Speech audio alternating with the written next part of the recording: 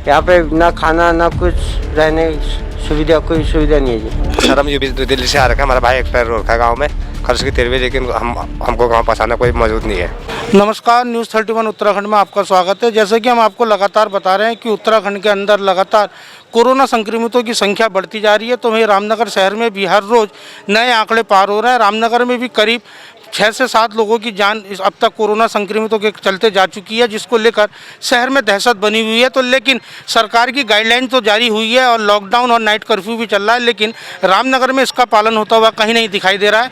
ना ही प्रशासन इसको लेकर सख्ती कर रहा है, जिसको लेकर लोग भी बेपरवाह बने हुए हैं और सड़कों पर खुलेआम घूम रहे हैं, बेवजह घूम रहे हैं। लोगों का कोई काम नहीं है, लेकिन अनावश्यक रूप से जो लोग घूम रहे हैं उससे रामनगर में और भी ज़्यादा कोरोना फैलने का सख्त खतरा बना हुआ है। तो वहीं कुछ लोगों ने बताया कि बॉर्डर पर भी बाहर से आने वाले लोगों की चेकिंग नहीं की जा रही है, जिसको लेकर आज एक रामनगर में अहम सवाल खड़ा हो गया है कि रामनगर में लगातार कोरोना की जहां एक और संख्या बढ़ रही है, तो वहीं प्रशासन पूरी तरह बेपरवाह बना हुआ है। हम इस समय खड़े हैं रोडवेज स्टेशन के अंदर की जहाँ भारी संख्या में लोग यहाँ मौजूद हैं और सामाजिक दूरी का भी यहाँ उल्लंघन हो रहा है। हम यहाँ बातचीत करेंगे कि किस प्रकार लोग यहाँ खड़े हुए हैं। यात्री भी हमारे साथ मौजूद हैं और हम इनसे पूछेंगे कि कहाँ से आए हैं और किस प्रकार की परेशानियाँ उनको यहाँ रोडवेज के अंदर हो रही हैं। हम इनसे पूछना चाहेंगे, भाई साहब आप यहाँ खड़े हैं रोडवेज में और उत्तराखंड में कर्फ्यू चल रहा है कोरोना को लेकर, आप यहाँ खड़े हैं, क्या बात है? जी सर, हमको कल से मतलब 12 घंटे हो गए यहाँ पे, हमको उत्तराखंड के लिए कोई गाड़ी नहीं मिल रही। कहाँ से आए आप?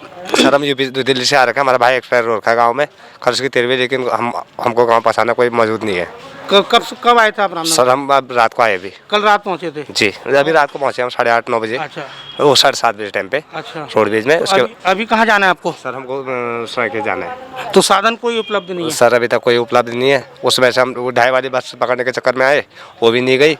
अब बोल रहे कि 3 बजे जाएगी।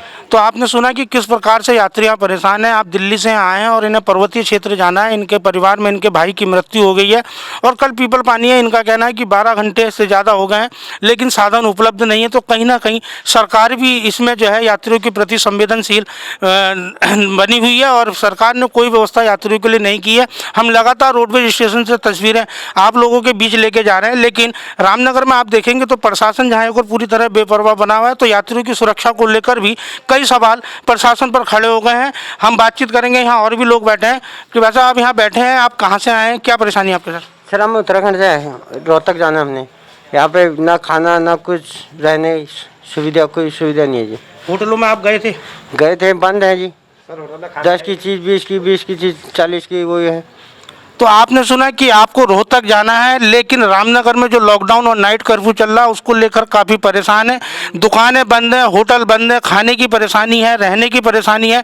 तो वहीं आपका ये भी कहना है कि जो दुकानें मिल रही हैं, दुकानें खुली भी हैं, उस पर जो सामान मिल रहा है वो दुगने दामों पर यहाँ दुकानदार बेच रहे हैं। तो कहीं ना कहीं कालाबाजारी का मामला भी सामने आया है। हम दूसरे यात्री यहाँ बैठे हैं, आपसे पूछना चाहेंगे कि आप कहाँ से आए हैं? हम दिल्ली से आए हैं जी, पहाड़ जाएंगे उधर। क्या परेशानी है आपको? परेशानी यही है, बाजार बंद है, कहीं आ जा नहीं सकते हैं हम। रहने के लिए 800 रुपये का रूम पूछ के आए थे अभी। 1000 रुपये का है। 1000 रुपये 800 रुपये का रूम दे रहे हैं। तो आपने सुना आपके साथ भी यही दिक्कत है कि होटल संचालक जो हैं 800 से 1000 रुपये तक का रूम दे रहे हैं और कालाबाजारी कहीं ना कहीं देखने को मिली है। लेकिन प्रशासन पूरी तरह रामनगर का मौन साधे हुए है और रामनगर में आप देखेंगे कि हाईवे 309 है, लेकिन यहाँ यात्री, महिला यात्री भी लगातार यहाँ दिल्ली से और अन्य राज्यों से पहुँच रहे हैं। उनकी सुरक्षा पर भी कई सवाल खड़े हो गए, लेकिन प्रशासन पूरी तरह चुप बैठा। हम आपसे पूछेंगे कि आप यहाँ रोडवेज के अंदर बैठे हैं, कहाँ से आए हैं, आपको कहाँ जाना है? हम दिल्ली से आए हैं, हमको बाहर जाना है। तो साधन है नहीं है? कब पहुँचे आप यहाँ? हम अभी पहुंचे 7 बजे, 7-7:30 बजे करीब। गाड़ी नहीं है आपकी? अभी ऊपर के लिए गाड़ी नहीं है। सर यहाँ तो सुबह 4 बजे गाड़ी जाती है ऊपर के लिए, लेकिन तो आपके साथ भी यही दिक्कत है? अधिकांश देखा जाए तो क्योंकि दिल्ली में लॉकडाउन चल रहा है और देश में लगातार कोरोना महामारी कहीं ना कहीं अपने पैर पसार चुकी है, जिसको लेकर बाहरी क्षेत्रों में जो काम करने वाले लोग हैं वो अपने घरों को रवाना हो रहे हैं। लेकिन रवाना तो घर के लिए हो रहे हैं, लेकिन रामनगर में स्थितियां बिल्कुल विपरीत बनी हुई हैं। यात्रियों के लिए कोई संसाधन नहीं है। आपने सुना कि यात्रियों का कहना है कि होटल वाले 1000 से 800 रुपये तक का कमरा दे रहे हैं, खाने के लिए उनके पास व्यवस्था नहीं है। होटल ढाबे सब बंद पड़े रहे हैं। तो ऐसे में कहीं ना कहीं सरकार और प्रशासन की भी जवाबदेही है कि इन यात्रियों की सुरक्षा को लेकर क्या इंतजाम किए जा रहे हैं और क्या इनके लिए, इनको गंतव्य तक पहुंचाने के लिए क्या इनकी व्यवस्था की जा रही है। रामनगर में लगातार रोज आप देखेंगे तो आंकड़े कोरोना पॉजिटिवों के बढ़ते जा रहे हैं और करीब 5-6 लोगों की मृत्यु भी हो चुकी है।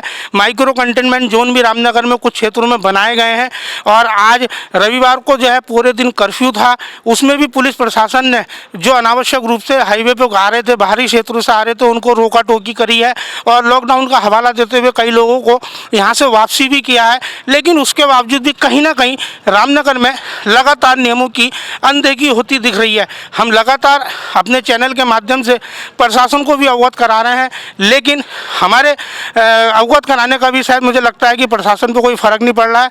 हाईवे पर पूरी तरह कोई भी पुलिस का एक जवान यहाँ मौजूद नहीं है। यहाँ देखिए महिलाएं बैठी हैं, हम इनसे भी बातचीत करेंगे कि किस प्रकार की क्या दिक्कत है।